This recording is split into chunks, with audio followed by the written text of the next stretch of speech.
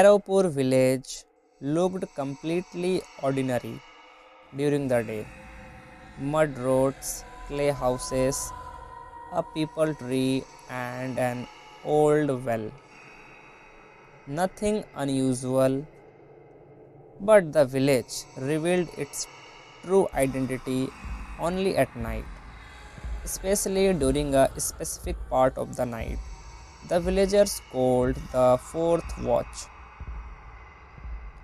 This was the time when dogs did not bark, insects went silent, and no human stepped outside their home. There was a rule in Bhairavpur during the fourth watch. No one would stay awake, no one would speak, and no one would even open a window. This rule was not made by village council. It was made by fear. Fear of something that counted the village every fourth watch. The first death happened when a young man named Kalu walked out drunk at night. Villagers tried to stop him, but he laughed and said he was not afraid of ghosts. The next morning, his body was found near the well. There was no injuries on his body, but his eyes were wide open and his mouth was frozen in an expression as if he had seen something so terrifying that even his scream never escaped. The village called it an accident. They convinced themselves. 6 months later, the second death occurred. This time it was Sudha, a woman who woke up because her child was crying. She opened the window, just that one mistake. By morning, she was found dead on her cot. Her child's neck felt unnaturally cold, as if something had touched it. Doctors found no explanation.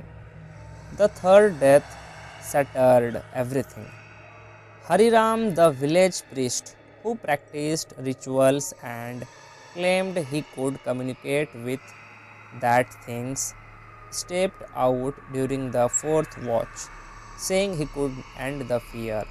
The next morning, his body was found on the temple steps. His tongue was out. Dark shadows lay beneath his eyes, as if someone has stared at him for too long. The case reached the district authorities. ACP R.K. Verma arrived in Bhairavpur. From the very first night, ACP sensed something was wrong. This was not fear born of rumors. It was fear suspected in the air itself. When the fourth watch began, the entire village seemed to stop breathing. Time didn't stop, but it became heavy. When SCP asked whom they feared, answers were unclear. She cannot be seen, she doesn't walk, and an old woman whispered, "She counts." ACP decided to stay awake during the fourth watch. Police were stationed outside. As the time approached, all radios suddenly screamed with static. Then silence. No signal, no contact. ACP were alone. Then came a sound from the well. Not water falling, but something climbing up from inside. ACP shone his torch. The beam entered the well and abruptly died in the darkness. He felt someone standing close. A cold voice brushed his ear. "3 are complete." Now the fourth is awake. He turned. No one was there, but wet fingerprints marked the ground, leading from the well into the village. They ended at an open door. The open door belonged to Gokul Yadav, a simple man, two children, no enemies. As ACP and two constables stepped closer, the ground beneath them turned ice cold, not weather cold, but a chill that crawled inside the body. Inside the house, darkness ruled. Gokul's wife sat rigid on the cot, eyes open, body frozen. The children clung to her. ACP called her name. Her neck turned unnaturally. Her eyes looked onto ACP. Her lips moved without sound. Don't look. Dragging sounds came from inside, not footsteps. Something scraping itself along the floor. The torchlight vanished into the darkness. A shape emerged long, impossibly long, attached to the ground. Suddenly Gokul screamed. He was now standing in the corner where he hadn't been moments before. His throat produced no sound. Wet footprints circled his feet. Voice flooded ACP's ears. Crying, laughter, whispers layered together.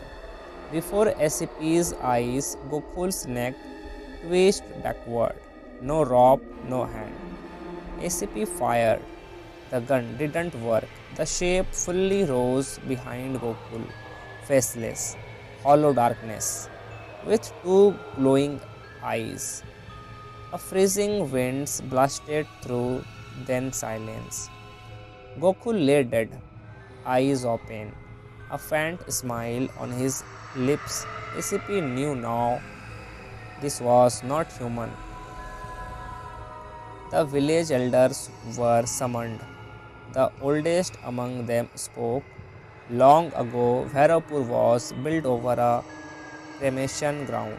Incomplete prayer, half burnt bodies, one corpse were never burned because it died awake. They threw it into the well.